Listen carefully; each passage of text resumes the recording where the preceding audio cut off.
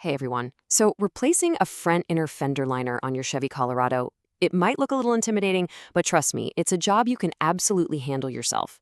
In this explainer, we're going to break it all down step by step and make it super simple. So why even bother with this? Well, a busted liner isn't just ugly, it actually leaves your engine bay wide open to all kinds of road grime, water, and junk. So if you're ready to get your hands a little dirty and save yourself some cash, you are definitely in the right place. All right, first step, let's talk about tools and prep. Like with any project, having everything you need right there next to you is the real key to getting this done smoothly without any frustration. And the great news is, you don't need a whole workshop full of specialized gear. You're just going to need a 19mm socket for the wheel, a little pry bar for that hubcap, and a plastic trim tool for the fasteners. Now, the torque wrench is a must-have for safety. And that optional punch? You're going to want to stick around, because that is a fantastic little pro tip we'll get to in a bit. Okay, with our tools all laid out, it is time for a little deconstruction. Let's jump into section 2, yanking out that old, busted liner to make way for the brand new one. First things first, we need a clear shot at the wheel well, so go ahead and pop off the hubcap with your pry bar. Then, use that 19mm socket to get the lug nuts and the whole wheel off. And listen, this is critical. Make absolutely sure your truck is safely supported on a jack stand before you even think about pulling that wheel off. Safety first. All right, with the wheel out of the way, you can see our real enemy here, these little plastic grommets that are holding the liner in. The best way to tackle these is to have a game plan. So I'd say start at the one closest to the mud flap and then just work your way around the liner, one by one. Now, these grommets are kind of a two-part deal. The real trick is to use your trim tool to get under that little center pin and pop it out first. Once that pin's gone, the rest of the grommet will come out so much easier. Some of them might be a little stubborn, but, a little wiggle with the trim tool and they'll pop right out for you. And here it is, the satisfying part. As soon as that last grommet is out, that old liner is totally free.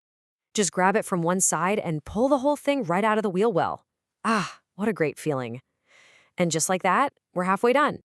Okay, with the old liner gone, it is time for the main event, getting the new one in. This next section is all about getting that perfect fit and alignment. Let's do it. Now hold on, before you even think about grabbing a fastener, let's focus on just getting this thing positioned perfectly. Guide the new liner into place and make sure its top edge gets tucked securely right under the metal lip of the fender. Then, get down there and double-check that the bottom part is sitting correctly underneath the mud flap. Getting this right now is going to save you a ton of headaches in a minute.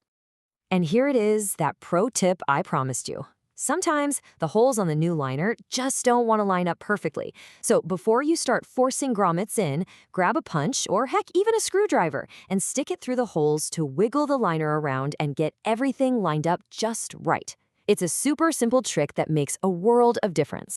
Okay, pay attention, because this is a really key detail that trips a lot of people up. Take a look at all your new grommets. You'll notice one of them has a square peg, not a round one. This guy has a very specific job. It goes in the hole right next to the mud flap. So do yourself a favor, set that one aside and save it for the very end. All right, let's lock this thing down. Start with all your round grommets. Maybe begin on that back wall and just work your way around, kind of like we did when we took the old one out. Push the main body in first, then pop that center pin in and push it down flush to lock it. Once all the round ones are in, you can go ahead and install that final square grommet. We are on the home stretch. The new liner is in, it's looking great. Let's move on to our final section and get this truck all buttoned up and ready to hit the road. Time to get this wheel back on. Go ahead and mount it on the studs and then, super important, thread all the lug nuts on by hand first. This is how you prevent cross-threading them. Then, you can use your socket to snug them down. And be sure to use a star or a crisscross pattern. That's what makes the wheels seat perfectly flat against the hub.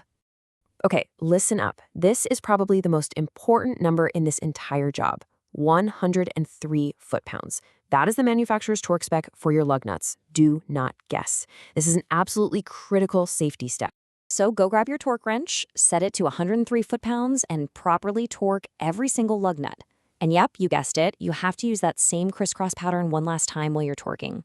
This makes sure that clamping force is perfectly even and your wheel is on there good and safe. And now for the final touch. Grab your hubcap. Just line it up with the lug nuts, give it a few firm taps with the palm of your hand, and it'll snap right back into place. And just like that, the job is done.